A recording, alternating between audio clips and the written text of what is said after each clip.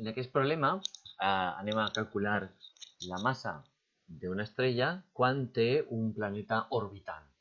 En aquest cas també se treballa a través de les lleis de Kepler. El que anem a fer és demostrar primer com calcular a partir de la força gravitatòria com a força centrípeta com calcular la massa de l'estrella i després ho calcularem. El que tenim realment és una estrella que està fent una força atractiva sobre aquest planeta.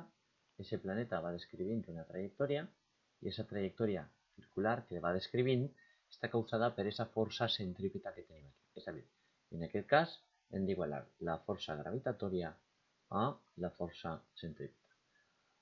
El mateix, G per m partit el radi quadrat és igual a la massa del planeta per la velocitat a la qual està rodant el planeta i partit per radi.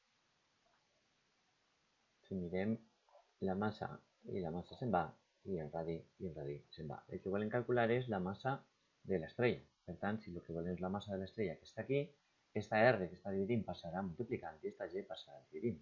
Aleshores quedarà que la massa serà igual a la velocitat al quadrat multiplicat pel radi de l'òrbita i dividit per la constant de gravitació universal.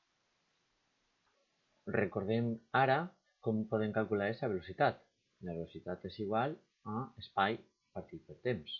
En aquest cas, l'espai serà el que està recorrent en la seva òrbita, en tota l'òrbita. Per tant, podem posar que l'espai serà 2pi pel radi de l'òrbita. I si és una òrbita, el temps que triga en fer una òrbita s'anomena període. Per tant, la velocitat la podem expressar en funció del radi de l'òrbita i del període d'aquesta manera. Aleshores, d'aquí obtindrem que la massa de l'estrella es pot calcular com 2pi r per t al quadrat multiplicat per radi i dividit per la constant de gravitació. Arreglant això, ens queda que la massa es pot calcular com 4pi quadrat pel radi de l'òrbita al cub partit el període al quadrat i multiplicat per la constant de gravitació. Per tant, ens quedem amb aquesta equació que acabem de demostrar, que és amb la que haurem de fer el càlcul. Aleshores, seguint el nostre problema, el radi de l'òrbita el tenim expressat en quilòmetres, 10 elevat a 8 quilòmetres, que quedarà en metres 10 elevat a 11 metres.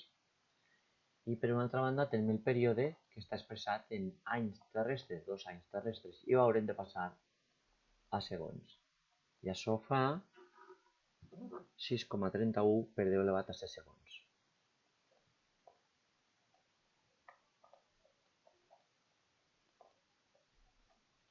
Amb aquestes dades els introduïm en l'equació i ens quedarà que la massa de l'estrella serà igual a 4pi quadrat multiplicat pel radi, que és 10 elevat a 11 al cub,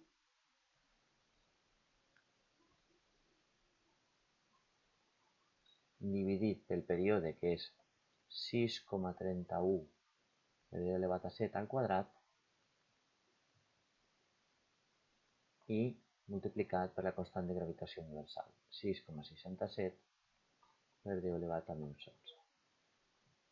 I això ens fa una massa de 1,49 per 10 elevat a 29 quilos.